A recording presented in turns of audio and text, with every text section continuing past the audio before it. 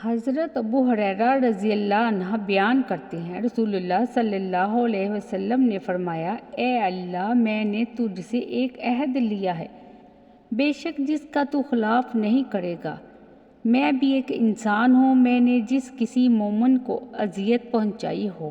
میں نے اسے لعن طعن کی ہو، اسے مارا ہو، تو اس اذیت کو اس کے لیے باعث رحمت و طہارت اور باعث قربت بنا دے،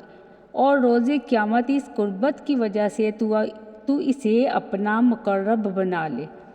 حضرت ابو ہریرہ رضی اللہ بیان کرتے ہیں، رسول اللہ صلی اللہ علیہ وسلم نے فرمایا،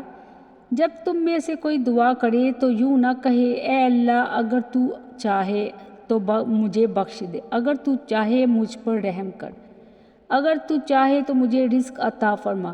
بلکہ اسے چاہیے کہ وہ پورے عزم کے ساتھ دعا کرے، کیونکہ وہ جیسے چاہے کرتا ہے، اسے کوئی مجبور کرنے والا نہیں۔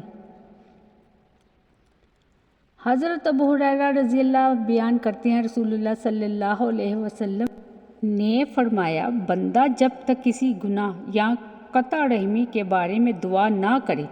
اس کی دعا قبول ہوتی ہے، بشرط یہ کہ وہ جلد بازی نہ کرے۔ عرض کیا گیا، اللہ کے رسول صلی اللہ علیہ وآلہ وسلم، جلد بازی سے کیا مراد ہے؟ آپ صلی اللہ علیہ وسلم نے فرمایا، وہ کہتا ہے، میں تو بہت دعائیں کر چکا لیکن میری دعا قبول ہی نہیں ہوتی۔ اس صورتحال میں وہ مایوس ہو جاتا ہے اور دعا کرنا چھوڑ دیتا ہے۔